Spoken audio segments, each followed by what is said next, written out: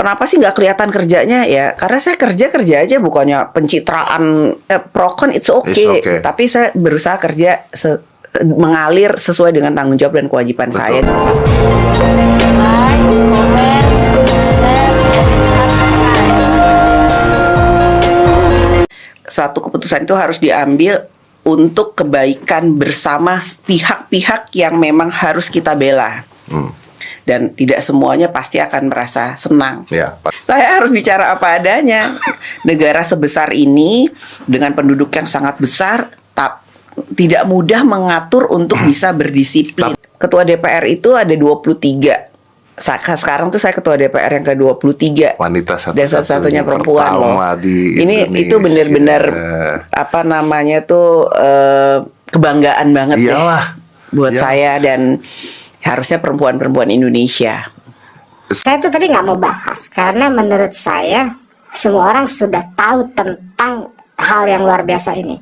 Tapi sebenarnya setelah dipikir-pikir, ini sebenarnya bisa menjadi contoh buat wanita-wanita Indonesia bahwa you can achieve your goals if you really want. Ini sebenarnya bukan buat saya. Kenapa saya ulang lagi? You're a symbol. Iya, jadi you're a symbol. Artinya kalau seorang perempuan itu pernah jadi ketua DPR, artinya siapapun perempuan nanti next bisa jadi ketua DPR. Ya.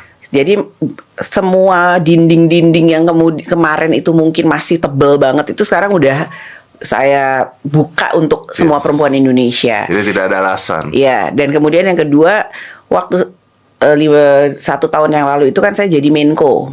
Saya juga perempuan pertama yang jadi Menko.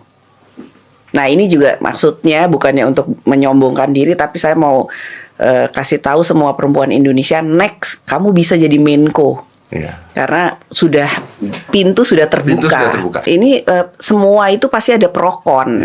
Dan itu menjadi tantangan, menjadi ujian bagi saya. Jadi saya kerja aja. Ya mungkin kalau ditanya apa sih kerjanya jadi Menko, ya Menko itu kerjanya koordinasi, bukannya kayak menteri-menteri teknis yang misalnya bagi-bagi bansos gitu, kemudian bangun jembatan, atau kemudian kasih apa namanya tuh alat untuk nangkap ikan gitu. Itu menteri teknis. Menko itu enggak. Menko itu mengkoordinasikan supaya semua kementerian yang ada di bawah itu berjalan dengan baik sesuai dengan yang menjadi program dari pemerintah gitu. Dan kenapa sih nggak kelihatan kerjanya ya? Karena saya kerja aja, bukannya pencitraan mau ambil apa namanya tuh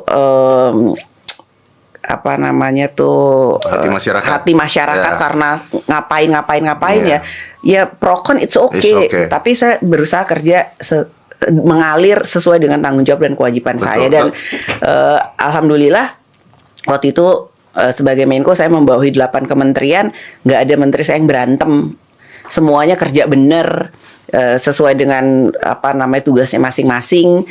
Dan ya sampai at the end 5 tahun ya everything is gonna be okay.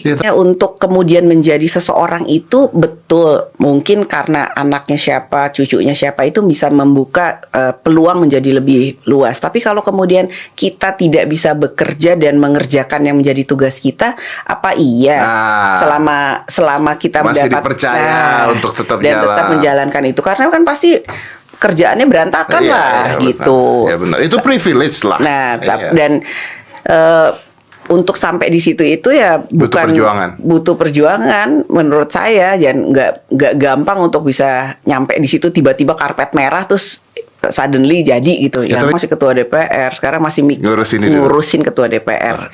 Siap. Insya Allah bisa menjalankan amanah sebagai ketua DPR dengan baik sampai akhir.